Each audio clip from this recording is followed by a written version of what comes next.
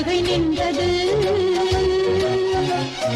மனிதர் உணர்ந்து கொள்ள இது மனித காதல் அல்ல, அதையும் தாண்டி புனிதமானது.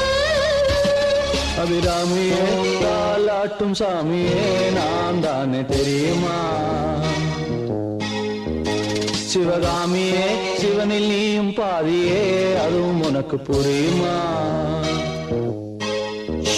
சுபலாலி லாலி லாலி லாலி